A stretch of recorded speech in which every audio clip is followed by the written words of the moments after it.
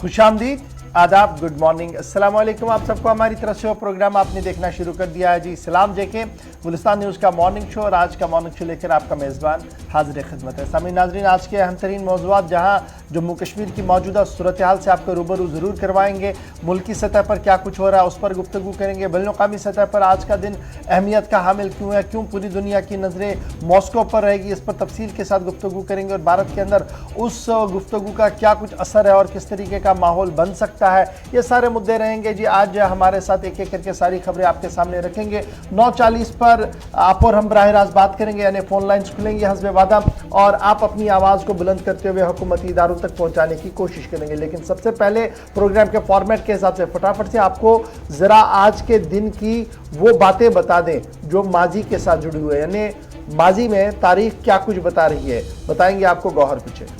बहुत बहुत शुक्रिया। तो प्रोग्राम की शुरुआत में सबसे पहले बात करेंगे तारीख में आज के दिन के हवाले से। जी हाँ, आज के दिन यानी कि 20 अक्टूबर के दिन ही आज क्या कुछ हुआ है आलमी सतह पर। और 1820 अक्टूबर हिस्पानिया ने फ्लोरिडा का कुछ हिस्सा अमेरिका को $5 मिलियन में फरोख्त किया है। और आज ही के दिन 1905 में रूस में 11 रोज़ा तारीखी हड़ताल का आगाज़ हुआ है। और आज ही के दिन 20 अक्टूबर 1947 में अमेरिका और पाकिस्तान ने पहली बार सफारती ताल्लुकात कायम किए हैं। और आज ही के दिन 1904 में चिली और बोलिया ने अमन दोस्ताना माहदे पर दस्तखत किए हैं। वो आज ही का दिन था 20 अक्टूबर जब ये अमन माहदा उन पर दस्तखत हुई है।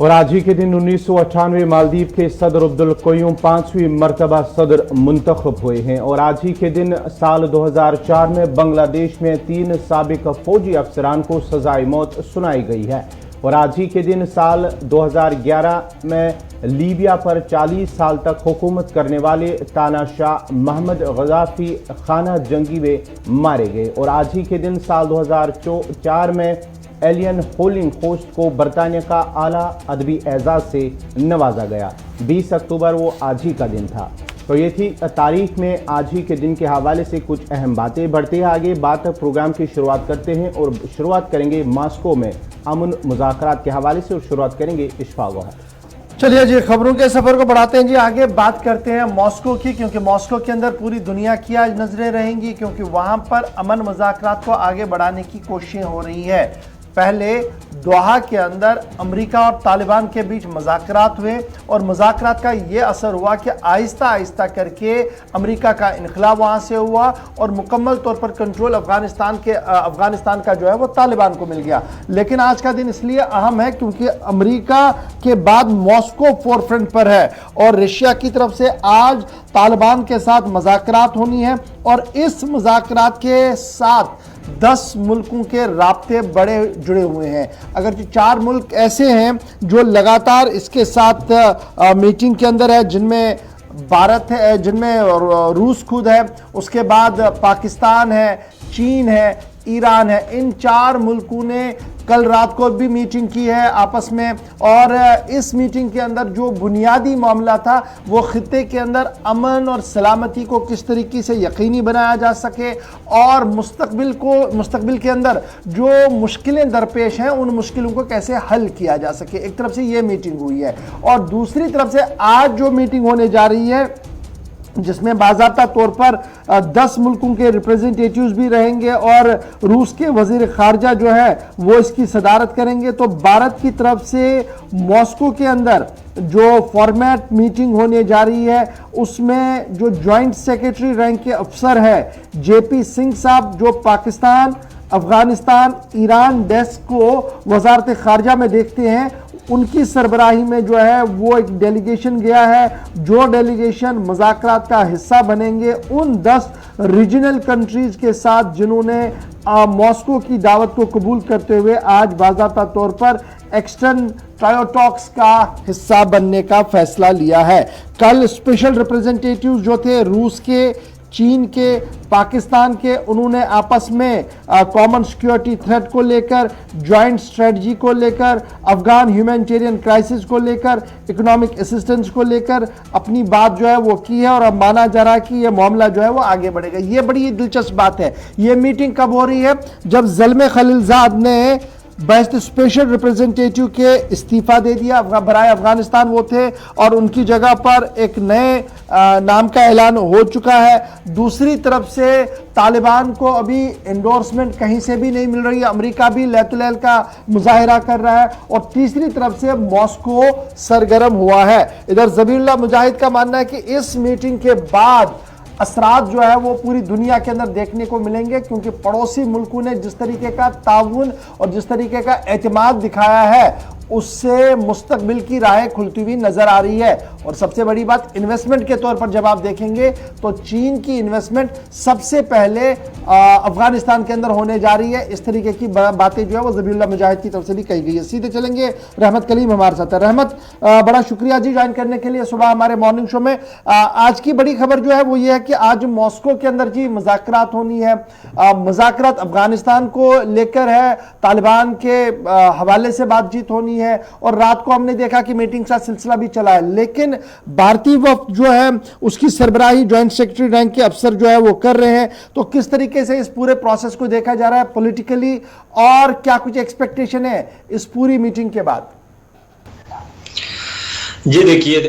2017 से रूस के अंदर हर साल अफगानिस्तान के मसले को हल करने के लिए मॉस्को फॉर्मेट के नाम से ये प्रोग्राम कराया जाता रहा है। लेकिन 2017 से लेकर के आज तक के जितने भी प्रोग्राम हुए हैं उन तमाम प्रोग्राम में इस साल का जो प्रोग्राम है या इस साल की जो कॉन्फ्रेंस है वो कॉन्फ्रेंस सबसे ज्यादा अहमियत का हामिल है, जो अब से करीब 4 घंटे के बाद शुरू होने जा रही है। अभी इस वक्त रूस में सुबह के 6 बज रहे हैं और 4 घंटे बाद यानी कि 10 बजे से बाज़ाब्ता तौर पर इस मुज़ाकरात का आगाज हुआ। हिंदुस्तान की तरफ से भी बाज़ाब्ता तौर पर मंदुबीन वहां पहुंच चुके हैं। लेकिन सबसे अहम और सबसे ज्यादा खास बात यह है कि तालिबान की तरफ से जो वफ्द पहुंचा है उसमें डिप्टी पीएम अब्दुल सलाम हनफी की क़यादत में वो पूरा वफ्द पहुंचा है जो तालिबान की अपनी बात रखेगा। लेकिन उससे पहले जिस मीटिंग के हवाले से आप कुछ बता रहे थे शुरू में कि इस मुज़ाकरात के आगाज से पहले ही पाकिस्तान, चीन और रूस के आला सिक्योरिटी एहलकारों ने बाज़ाब्ता तौर पर उनके मंदूबीन ने एक अलहदा मीटिंग की है। ये मीटिंग बताया तो ये गया है कि हाँ, अफगानिस्तान को कैसे मदद पहुंचाई जाए, सिक्योरिटी खदशात क्या कुछ हैं,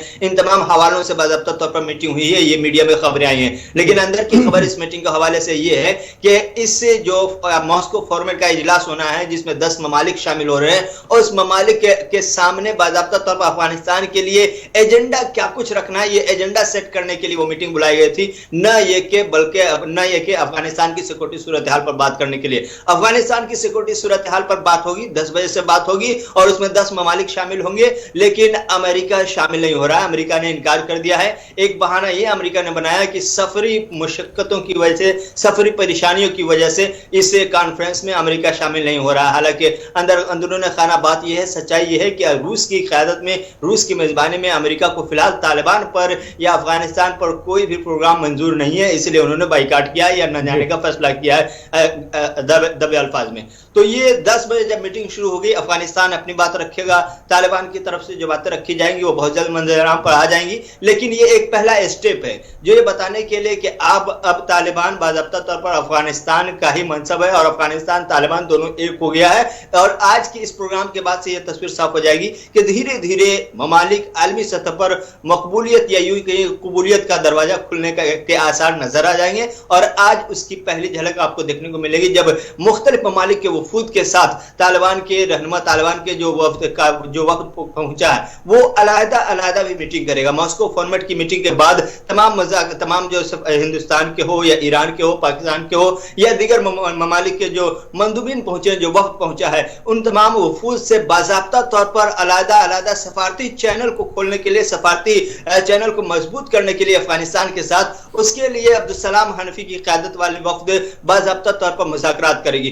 तो ये एक लंबा दौर चलेगा, करीब 24 घंटे तक, आज पूरे 24 घंटे तक मॉस्को में यही सब होता रहेगा कि तालिबान अफगानिस्तान और अफगानिस्तान तालिबान, यही सब चलता रहेगा। और आलमी सतह पर कबूलियत के दरवाजे यहाँ से पहली जो तस्वीर आएगी या पहले जो आसार नजर आएंगे कि यहाँ से तालिबान को रिकॉग्नाइज करने की, अफगानिस्तान को रिकॉग्नाइज का सिलसिला शुरू होने के आसार नजर आ रहे हैं। क्योंकि हम जब इस मॉस्को फॉर्मेट की बात करते हैं साल 2017 में इसको एक शक्ल दे दी गई मॉस्को फॉर्मेट को, और पहले ही एक मैकेनिज्म इन्वॉल्व किया गया जिसमें रूस था, अफगानिस्तान था, भारत था, ईरान, चाइना, पाकिस्तान, ये मुल्क थे जिन्होंने ये कहा कि एक फॉर्मेट के तहत ही आगे बढ़ने की कोशिश की जाएगी और अफगानिस्तान को स्टेबल बनाने की कोशिश की 2017 में। आज 2021 है, हालात बहुत ज्यादा बदल चुके हैं 17 से लेकर 21 तक, और हर एक मुल्क को अपना अपना खदशा है और अपने अपने तरीके से तहफुजात है। क्या आज उन तहफुजात को सबसे पहले देखा जाएगा कि अफगान किस तरीके से उन्हें एड्रेस करेगा? क्योंकि भारत के पॉइंट ऑफ व्यू से देखे हजारों करोड़ रुपया इन्वेस्टमेंट ऑलरेडी हो गई है, उसके बाद जिस तरीके का रद्द-ए-अमल वहां से आया है, जिस तरीके के बयानात आए हैं वो मनफी भी है और मस्बत भी है, तो क्या चीन ने जिस तरीके से पेशकश की है, मशरूत पेशकश भी है वो, तो कैसे इसको देखा जाएगा आलमी पैमाने पर? जी देखिए, बिल्कुल आज वहीं से तालिबान का रुख साफ हो जाएगा कि आलमी बिरादरी में बीच पहुंच करके तालिबान अपना रुख कैसे रखता है। क्या वो तहफुजात जो पड़ोसी ममालिक के हैं या फिर आलमी बिरादरी के हैं, चाहे वो सिक्योरिटी के हवाले से हो या दहशतगर्दी के हवाले से हो या फिर ह्यूमैनिटेरियन एड के हवाले से हो, इन तमाम हवालों से जो आलमी बिरादरी सोच रहा है उस पर तालिबान क्या कुछ सोच रहा है और आगे क्या कुछ मंशा है तालिबान का करने का। अगर यहां पर कॉम्प्रोमाइज कर लेता है तालिबान तो फिर बहुत आसानी के साथ सफारती चैनल बहुत तेजी के साथ तालिबान के साथ खुलने लगेंगे और बातचीत होने लगेगी। फिर वहां तक नौबत आएगी कि दुनिया तालिबान को मुल्क के तौर पर, तालिबान को हुकूमत के तौर पर कबूल करने के लिए तैयार हो जाएगी। तो आज तमाम ममालिक की तरफ से 2-3 अहम पॉइंट्स है जिस पर बात रखी जाएगी। पहली बात जो होगी वो सिर्फ और सिर्फ दहशतगर्दी को लेकर होगी कि टेररिस्ट के ग्रुप्स जो है, चाहे वो ISIS हो या फिर दीगर तंजीमें, छोटी छोटी तंजीमें, या फिर अफगानिस्तान की जो सरजमीन है वो दहशतगर्दों के हाथ में फले फूले ना, या वहां से दहशतगर्द फले फूले ना। पड़ोसी ममालिक हैं या फिर आलमी बिरादरी के लिए वहां के से दहशतगर्दी एक बड़ा चैलेंज न बन जाए, इस हवाले से क्या तालिबान ने कोई मैकेनिज्म तैयार किया है, क्या रोड मैप तैयार किया है काउंटर करने के लिए, आलमी बिरादरी से किस तरह का ताउन चाहिए, इस हवाले से ये एक पॉइंट होगा। दूसरा पॉइंट ये होगा कि अभी चूंकि अफगानिस्तान को सबसे ज्यादा जरूरत है वो ह्यूमैनिटेरियन एड की जरूरत है। ह्यूमन क्राइसिस के दौर से अफगानिस्तान गुजर रहा है, इसमें क्या कुछ दुनिया कर सकती है, क्या कुछ तालिबान के बहुत शुक्रिया जी रहमत कलीम हमारे साथ ज्वाइन करने के लिए। अफगानिस्तान के मामले पर अब से तकरीबन 6 घंटे बाद मुज़ाकरात शुरू होने हैं मॉस्को के अंदर, और क्या कुछ वहां पर होगा पूरे दिन आपको पल पल का अपडेट वहां से देते रहेंगे, क्योंकि अफगानिस्तान स्टेबल हो ये खित्ते के लिए बड़ा इंपॉर्टेंट है। और अगर अफगानिस्तान के अंदर अमन कायम नहीं होता है तो सूरत हाल सिर्फ अफगानिस्तान के लिए अबतर नहीं हो सकती है, बल्कि आसपास के मुल्कों के लिए भी सूरत हाल इंतहाई तशवीशनाक बनती हुई नजर आ रही है। बढ़ते हैं जी आगे, बात करते हैं जम्मू कश्मीर की, और इस वक्त की बड़ी खबर जो श्रीनगर से डेवलप हो रही है, वादी कश्मीर से जो सामने आ रही है वो ये आ रही है कि कौमी तहकीकाती एजेंसी NIA की तरफ से छापामार कार्रवाइयां एक बार फिर आज सुबह से शुरू कर दी गई है, और टारगेट जो है वो नॉर्थ कश्मीर का बताया गया है। NIA की कार्रवाई इस वक्त NIA की तरफ से जो है इस वक्त कार्रवाई चल रही है, और NIA की तरफ से इस वक्त नॉर्थ कश्मीर के कई इलाकों के अंदर कार्रवाई जो है वो शुरू की गई है। और इब्तिदाई खबरों के मुताबिक तकरीबन 6 से 8 मकामात ऐसे हैं जहां पर कौमी तहकीकाती एजेंसी की तरफ से इस वक्त वादी कश्मीर से इस वक्त की बड़ी खबर जो है कि शुमाली कश्मीर के अंदर NIA की जानिब से छापामार कार्रवाई शुरू की गई है। लगातार वादी के अंदर जिस तरह से NIA की कार्रवाई जारी है, मुख्तलिफ मकामात पर आज भी NIA की जानिब से कार्रवाई की गई है।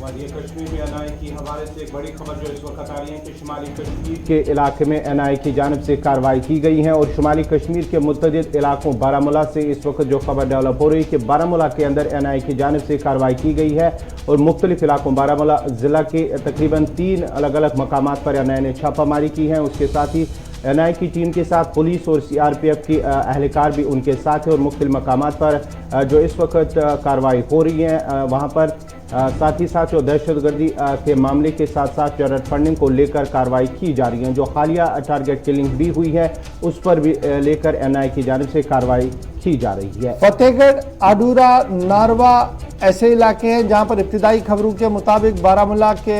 इलाकों के अंदर इस वक्त ऑपरेशन जो है वो कौमी तहकीकाती एजेंसी की तरफ से शुरू किया गया है और इब्तिदाई खबरों के मुताबिक जो गुज़श्ता दिनों से टारगेट किलिंग और दीगर मामला जिन पर ऑलरेडी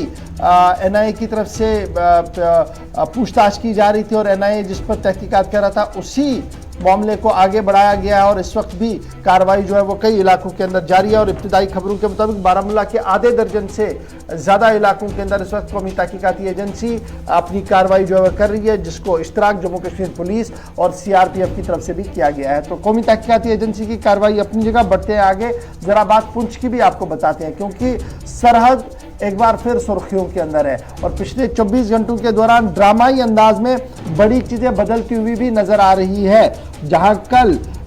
फौज की तरफ से मकामी आबादी को यह हिदायतनामा जारी कर दिया गया, मस्जिद से ऐलान किया गया कि वो मकामी जो जंगल है वहां की ओर ना जाए और खेत खलियानों के बजाय घरों के अंदर ही महफूज रहे ताकि फौजी कार्रवाई के दौरान किसी किस्म का जानी और माली नुकसान वहां पर ना हो। वहीं पर जब ये खबर सामने आई उसके बाद काफ़ी अफवाहों का बाजार भी जो है वो गर्म हुआ। कुछ लोगों ने ऑपरेशन को तेज करने की बातें कही और कुछ लोग और भी कुछ कहते रहे। फिलहाल काउंटर इंसर्जेंसी ऑपरेशन जो है वो पुंछ के अंदर आज 10वें रोज में दाखिल हो गया है और पिछले 9 दिन के दौरान कैजुअल्टियां भी जो है वो इस थन्ना मंडी और इस पूरे इलाके के अंदर जब ऑपरेशन हुआ है तो उसमें देखने को मिला और यही ऑपरेशन जो पिछले 9 दिन के दौरान जारी था और आज 10वां दिन है। जनरल नरवणे जो फौजी सरबराह है वो इस इलाके के अंदर पहुंचे। उन्होंने आज खुद इस पूरे जंगली इलाके का मुआयना भी किया और फौजी जवानों के साथ फौजी एहलकारों के साथ साथ इंटेलिजेंस अफसरों के साथ मुलाकात की है और जानने की कोशिश की है कि मौजूदा सूरत हाल क्या कुछ है। अगर आप याद रखें तो ये ऑपरेशन जनाब सबसे बड़ा ऑपरेशन माना जा रहा है तब से जब जम्मू कश्मीर का खसूसी दर्जा ख़त्म हुआ है और जम्मू कश्मीर 2 हिस्सों में बट गया और उसके बाद ये ऑपरेशन जो है उस पॉइंट ऑफ व्यू से कि सबसे बड़ा ऑपरेशन जो है वो माना जा रहा है, नंबर 1। नंबर 2 सबसे बड़ी बात ये है कि इस ऑपरेशन के दौरान फौज को काफ़ी जानी नुकसान भी उठाना पड़ा है और अभी तक मिलिटेंटों के बारे में कोई ठोस इतलात भी नहीं है कि कितने मिलिटेंट है, किस एरिया में है, किस स्पॉट पर है ताकि उन्हें टारगेट किया जाए। लगातार कॉम्बिंग ऑपरेशन जो है वो सेना की तरफ से चलाया गया, लगातार जो है वो फायरिंग की गई है लेकिन रिटेलिएशन में बहुत कम फायर जो है वो किया गया है और ये माना जा रहा है कि जो नॉन पैनिक एरियाज है यानी मिलिटेंटों की तरफ जो पैनिक नहीं दिखाया गया है वो एक बड़े मंसूबे की अक्कासी कर रहा है और उसी मंसूबे को नाकाम करने के लिए फौज की तरफ से भी हिकमत अमली को जो है वो तरतीब और तहरीर दिया गया है और उसका अमली कदम जो हमने कल से देखना शुरू किया। सीधे जमशीद मलिक के पास चलेंगे। जमशीद, आज 10वां दिन है और कल जब अचानक एक ड्रामाई कार्रवाई हमने देखी कि मस्जिद से अनाउंसमेंट हुई कि जो लोग भी जंगलों की ओर जा रहे हैं वो जंगल की ओर ना जाए, अपने माल मवेशियों को लेकर अपने घरों के पास ही रहे ताकि किसी तरीके का जानी माली नुकसान ना हो। तो ये एक्सपेक्ट किया जा रहा था कि बड़े पैमाने पर जो ऑपरेशन शुरू किया जाएगा लेकिन शाम होते होते भी इस तरीके की कोई कार्रवाई नहीं दिखी और ऑब्वियस सी बात है रात में जंगल में ऑपरेशन करना काफी मुश्किल था। सुबह से लेकर अगर अभी तक की हम बात करें, अभी 9 बज रहे हैं, 9 बजने में कुछ वक्त है अभी, तो क्या कुछ आप ग्राउंड जीरो पर देख पा रहे हैं, किस तरीके की हलचल है और कहां पर यह ऑपरेशन पहुंचा है? और बिल्कुल अगर आज इस ऑपरेशन के 10वें दिन की हम बात करें तो जिस तरह कल हमने पहले देखा था कि कल चीफ ऑफ आर्मी स्टाफ ही जोरीपुंज के लाइन ऑफ कंट्रोल के टूर पर थे और उसके बीच ही मसाजिद से ऐलान होने के बाद लोगों में काफी दहशत देखने को मिली थी और कई तरह की अफवाहें भी गर्दिश करने लगी थी। उसके साथ साथ कुछ निजी टीवी चैनलों की तरफ से खबरें गर्दिश करने लगी कि 8 से 10 मिलिटेंटों को मार दिया गया, 6 मिलिटेंटों को मार दिया गया। उसके बाद जब ये ऐलान हुआ तो लोगों में काफी दहशत हुई क्योंकि इसका मतलब लोगों में ये पाया जा रहा था कि इस जंगल के अंदर मिलिटेंटों की तादाद बहुत ज्यादा है। मगर देर शाम तक कुछ इस तरह की कार्रवाई सामने नहीं आई और ना ही किसी मिलिटेंट के मारे जाने की किसी तरफ से कोई तस्दीक हुई है। हाँ, फौज की तरफ से जब कल ये ऐलान करवाया गया था तो उसके बाद मकामी आबादी ने अपने घरों का जरूर रुख किया था और देर रात तक हम बैठे रहे कि शायद कोई कार्रवाई हो सकती है। मगर एज मामूल के मुताबिक ही रहा, कोई बड़ी कार्रवाई देखने को नहीं मिली। जी गौर जमशेद, ये भी अफवाह थी, खबर थी कि शायद जो जराये के हवाले से खबर आ रही थी कि शायद फिजाई हमले का इम्कान हो सकता है, जाहिर किया जा रहा था। उसके बाद ही जहां पर जो ऐलानात हुए हैं मसाजिद के अंदर, उसके बाद ही ये खदशा जाहिर किया जा रहा है शायद हमला हो सकता है। इस हवाले से क्या कुछ तफसीलात हैं, क्या कुछ जमीनी सतह पर हुआ है? और बिल्कुल इस तरह की खबरें काफी गर्दिश कर रही थी कल, क्योंकि जब ये ऐलान हुआ और दोपहर को ऐलान होने के बाद लोगों में भी काफी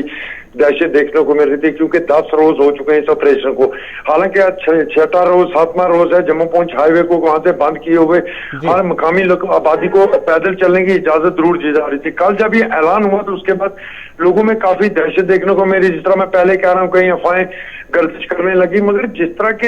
ऐलान किया गया उसका बरक्स बिल्कुल मामूल के मुताबिक देखने को मिला जैसे चलता। हालांकि कल मैंने देर शाम को ही आला अधिकारी के पुलिस आला अधिकारी से बात की थी। उन्होंने कहा था कि ऐलान करवाने में कुछ गलती हुई है। ऐलान में ये कहा जाना था कि लोग जंगल का रुख ना करें, मगर वहां ऐलान इस तरह का हुआ। मगर उसके बाद दोबारा भी ऐलान नहीं किया गया, उससे लोगों में काफी दहशत देखने को मिली।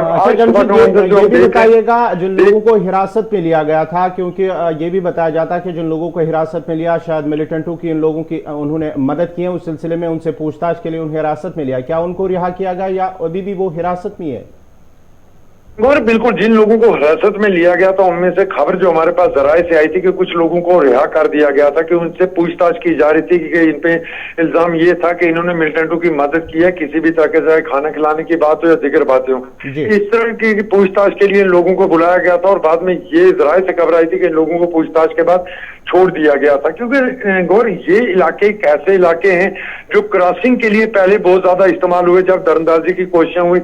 दौरान इन इलाकों को क्रॉसिंग के लिए काफी इस्तेमाल किया गया और तकरीबन 10 साल के बाद दोबारा लोगों ने इस तरह का मंजर भी देखा कि फिर एक बार इनमें दहशत देखने को मिल रही है। क्योंकि खिताए पीर पंचाल का ये सबसे बड़ा इनकाउंटर माना जा सकता है, जिसको आज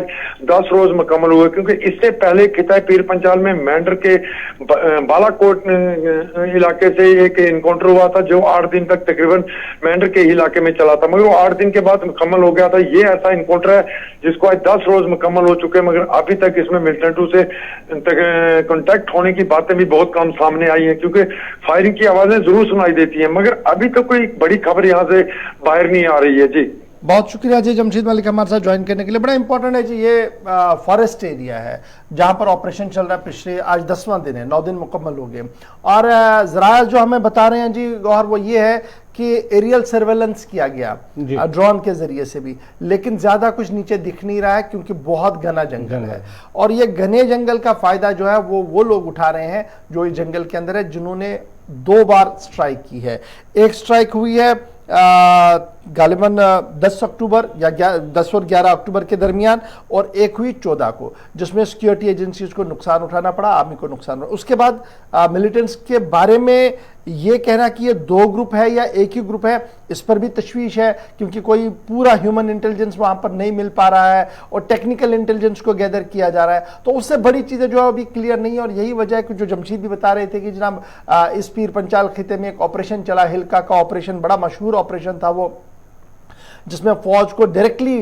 फिर कार्रवाई करनी पड़ी। लेकिन उस ऑपरेशन और इस ऑपरेशन में मुझे जो लग रहा है, जो रिसर्च बता रही है, वो ये है कि एक बड़ा फर्क है। वहां पर एक स्पेसिफिक एरिया था और ये पता था कि इतने मिलिटेंट हो सकते हैं, एक टारगेट था, इतने मिलिटेंट है जी, और इन स्पॉट्स पर है, क्योंकि वो विजिबल सारा था। यहां पर विजिबल कुछ नहीं है और मिलिटेंट मूवमेंट के बारे में पूरी एग्जैक्ट लोकेशन अभी नहीं है, और सिर्फ एरिया को कॉर्डन और सील किया गया। तो ये एक बड़ी वजह है जी, इसलिए ये ऑपरेशन जो है लंबा खींच रहा है। और अब इस ऑपरेशन को लेकर यहां मकामी मीडिया तो बात कर ही रहा है, नेशनल हुकअप पर बात हो ही रही है, इंटरनेशनल लेवल पर भी अब इस ऑपरेशन को अलग अलग अंदाज में लेना जो है वो शुरू कर दिया गया। और मुख्तलिफ बैनुल-अक़वामी अखबारों ने भी आज इस खबर को जो लिया है कि पिछले 8 रोज से इलाके का मुहासरा है, अनाउंसमेंट्स हो रही हैं, लेकिन अभी तक मिलिटेंट्स के साथ कोई भी कॉन्टैक्ट जो है वो नहीं हो पाया। तो ये तो थी जनाब पुंछ के हवाले से खबर, क्योंकि ये बड़ी खबर बन रही है। आज 10वां दिन है ऑपरेशन का, लेकिन अभी तक कोई बड़ी बात सामने नहीं आ रही है। जब जम्मू कश्मीर की बात बता रहे हैं आपको, तो आपको फटाफट से ये भी बताते चले कि वजीर दाखिला और वजीर आजम के बीच मुलाकात भी हुई है और उस मुलाकात के बीच भी जम्मू कश्मीर के मामले पर ही गुफ्तगू हुई है और सिक्योरिटी सिनेरियो को रिव्यू करने की कोशिश की गई और उसके बाद वजीर आजम को बाज़ाब्ता तौर पर अपडेट किया गया कि दाखिला वजारत ने क्या कुछ इक़दाम जी हाँ, वादी के मौजूदा हालात को लेकर कल भी नई दिल्ली के अंदर एक अहम मीटिंग हुई और यह मीटिंग वजीर दाखिला अमित शाह और वजीर आजम नरेंद्र मोदी के दरमियान हुई है। वजीर दाखिला अमित शाह वजीर आजम की रिहाइशगाह पर पहुंचे और वहां पर तवील मुलाकात हुई है। दोनों के दरमियान हालिया वाक़ात वादी के अंदर जो हुए हैं, जिसमें से कई गैर मकामी अफराद की हलाकत और साथ ही साथ जो अक़लियती से ताल्लुक़ रखने वाले उनकी हलाकत को लेकर और मौजूदा जो सिक्योरिटी सूरत हाल है उस पर तबादुल ख्याल किया गया है। वज़ीर दाखिला ने वज़ीर आज़म को वादी की जो ताज़ा तरीन सूरत हाल है, सिक्योरिटी सूरत हाल, उससे आगाह किया और जो वज़ीर दाखिला अमित शाह का 23 से 25 अक्टूबर का जम्मू कश्मीर का दौरा है उस हवाले से भी उन्हें आगाह किया गया है, क्योंकि लगातार जो वादी कश्मीर में हालात बन रहे हैं उस पर और साथ ही साथ जो जम्मू कश्मीर का दौरा करने वाले हैं वज़ीर दाखिला अमित शाह, उसको लेकर काफ़ी मीटिंगें भी हो रही है और काफ़ी मीटिंगें भी हुई हैं, जबकि दिल्ली से कई अहम अफसरान को वादी के तरफ जो है रवाना भी किया गया है, जिसमें इंटेलिजेंस के कुछ स्पेशल अफसरान भी शामिल हैं जो वादी के अंदर जो हालात का जायजा लेंगे और साथ ही साथ कल जो मीटिंग हुई है उसमें अक़लियतियों के हवाले से उनको तहफ़्फ़ुज़ फराहम करने के हवाले से भी वज़ीर आज़म और वज़ीर दाखिला के दरमियान मीटिंग हुई है। चलिए जी, बढ़ते हैं जी आगे। बात जब आपके सामने हमने वज़ीर दाखिला की रखी है तो अब ज़रा जम्मू कश्मीर इंतज़ामिया की भी खबर लेती है और जम्मू कश्मीर इंतज़ामिया ने एक बड़ी बात कही थी। आपको याद होगा कि नए कानूनों का इतलाक़ हुआ और रेत, बाजरी और दीगर चीज़ें जो कुदरती मादनियात हैं उनको दरियाओं से निकालने पर पाबंदी आयद कर दी गई और जब ये पाबंदी आयद कर दी गई, जम्मू से लेकर कश्मीर तक मुख्तलिफ सियासी जमातों ने हल्ला मचाया, शोर किया और उस बीच लेफ्टिनेंट गवर्नर साहब ने यह फैसला लिया कि जनाब अब नरमी लाई जाएगी और कानून को और देखा जाएगा और पंचायतों को बाइख्तियार बनाया जाएगा और पंचायती सतह पर अब ये काम जो है वो सौंपा जाएगा ताकि माइनिंग का मामला जो है वो हल हो सके और लोकल लेवल पर तरक्याती काम भी चल सके। लेकिन कमोबेश 7 से 8 महीने का वक्त गुजर चुका है, हुकूमत का वो फैसला फाइलों तक ही महदूद रहा है और जो बाइख्तियार बनाने की बात पंचायतों को की गई थी वो सिविल सेक्रेटरीट के दफ्तरी कागजात तक ही महदूद रहा है। यह बात बड़ी इंपॉर्टेंट है और यह बात हम इसलिए आपको बता रहे हैं क्योंकि जो प्रोविजन बताया गया था माइनिंग ब्लॉक्स को पंचायतों को देने के लिए, उसमें जो कानून में तरमीम करनी थी वो तरमीम अभी तक भी नहीं हो पाई है और माना जा रहा है कि 1 साल का वक्त गुजरने के बाद भी फॉर्मेलिटीज़ को तय नहीं किया गया क्योंकि एनवायरनमेंट क्लियरेंस जो महकमा एनवायरनमेंट है उनका जो डिपार्टमेंट है उन्होंने माइनिंग के प्लान को क्लियरेंस ही नहीं दी, यानी 2 दफ्तरों के बीच सरकारी हुक्मनामे पर तालमेल ही नहीं बना और उसका शाखसाना ये, उसका असर ये है कि न तो उस बड़े पैमाने पर काम हो पा रहे हैं और जो ये कहा गया था कि पंचायतों को बाइख्तियार बनाया जाएगा, पंचायत को पैसा इससे मिलेगा, सरकार को रॉयल्टी मिलेगी, वो भी नहीं मिली। आपको याद होगा कि कंसेशन के तौर पर यह कहा गया था कि प्रोविज़न जो है जी हमारा जम्मू कश्मीर माइंस मिनरल उसमें जी थोड़ी सी तरमीम लाई जाएगी और ये जो इलीगल माइनिंग हो रही है हर जगह पर इसको रोका जाएगा। अगरचे वो रोकने में किसी हद तक सरकार ज़रूर कामयाब हुई है, लेकिन PRIs के हवाले से जो पंचायती राज इंस्टीट्यूशंस हैं उनको बाइख्तियार बनाने के हवाले से ये कहा गया था कि जम्मू कश्मीर इंतज़ामिया जो है वो बाज़ाब्ता तौर पर इन्हें ये दे देगी और उस सिलसिले में इंडस्ट्रीज एंड कॉमर्स डिपार्टमेंट ने 18 अगस्त 2020 को एक नोटिफिकेशन भी जारी किया था और उसके बाद काफ़ी नोटिफिकेशंस होती रही, लेकिन बड़ा सवाल ये है कि आज तक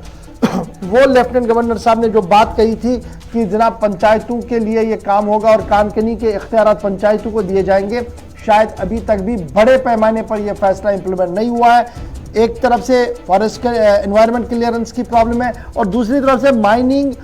डिपार्टमेंट, इंडस्ट्रीज डिपार्टमेंट और सरकार के बीच पूरी तरह से तालमेल नहीं बैठ पा रहा है, जिसकी वजह से अभी तक ये बड़ा फैसला जम्मू कश्मीर के अंदर नाफिजुल अमल नहीं हो पाया है। कमोबेश 1 साल का वक्त हो गया है जब यह मामला सामने आया था, कहा गया था कि पंचायतों को बाइख्तियार बनाया जाएगा, लेकिन अभी तक यह मामला नहीं हुआ। ये तो जनाब थी एक बात। अब बढ़ते हैं आगे, आपको लेफ्टिनेंट गवर्नर साहब का एक और बड़ा फैसला भी बताते हैं, और ये बड़ा फैसला बड़ा इंपॉर्टेंट है क्योंकि कल एडमिनिस्ट्रेटिव काउंसिल का इजलास हुआ और उस इजलास के अंदर बहुत ही देरीना मांग जो जम्मू सूबे से थी, महाजन्स की, खत्रीज की और सिख्स की, कि उन्हें इख्तियारात दिए जाएं जमीन खरीदने के, जमीन को बेचने के। ये कौन सी जमीन थी? Agriculture land. और पिछले 70 साल से यह मामला जो है वो जेर इल्तिवा में था, लेकिन कल मनोज सिन्हा ने यह बड़ा फैसला लिया है और अप्रूवल जो है वो इसको दे दी गई है, शराइत के साथ अप्रूवल जो है वो सामने आई है।